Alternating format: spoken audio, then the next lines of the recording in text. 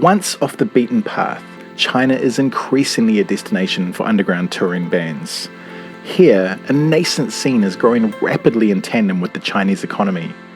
Young, web-savvy Chinese are building a burgeoning counterculture. This is a series about subterranean culture, not about playing Wembley or Madison Square Garden. It's about touring warehouses, dive bars, squats, and house parties. How the unknown artist tours the world DIY and what they find when they get there. In Beijing, my friend Nevin tells me that the scene is constantly evolving. Yeah, it's really hard to describe just how quickly China's developing and just how fast it changes. I mean, for me, I can look at the music scene here, the type of bands that exist, and from 1 month to like 2 or 3 months later, there could be whole new scenes, whole new communities of musicians, whole new styles that these kids have discovered or created that have developed out of that. The difference between 2005 and 2015 is extremely dramatic. Many young Chinese are the first generation to engage with Western alternative music. We probably take it for granted, but for them it requires more proactivity to find and access. Because the age we get to listen to all these band Western music kind of late compared to your Western kids, because it's basically the music like your parents will probably listen to, but our parents don't listen to that kind of music. We have to dig by ourselves. I think most people like my parents or more old guys, they never know what is rock music. When I play the band, my mother, said, if you play it, you stop to be my daughter. Because rock music is, drug, sex with anyone, something like this, horrible.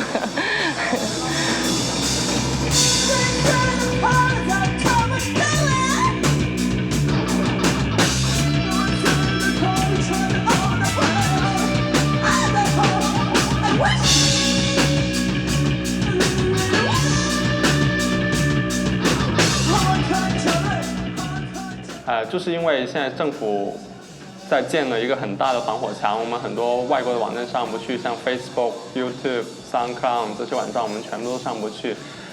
对于很多人来说这没有什么关系，因为墙里面的东西对于他们来说已经够了，但是对于我们来说可能还不是很够，因为我们想要更多不同的新鲜的东西，但是就是我们要用很麻烦的方法才能去到这些网站看到这些东西，这是没有办法的。 This explosion of underground music in China is exciting. Though the music might sound familiar, people behave differently at shows. There's a bit less drinking, for instance. The fact is, in New Zealand, if we're going to go to a gig, we usually have a couple of drinks beforehand and are drinking throughout the show.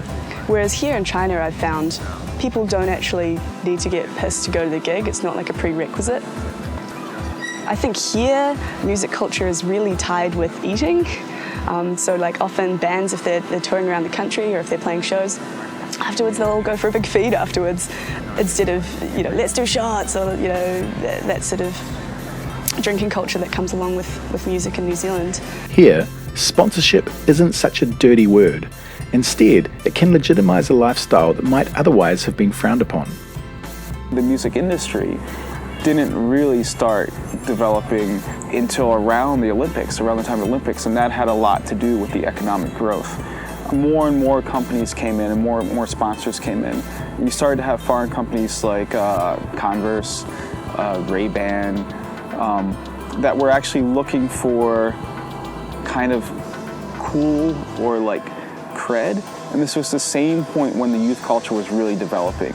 And we used to say, Beijing seems like the US in the 80s. We had this idea of this whole like DIY, do-it-yourself underground scene.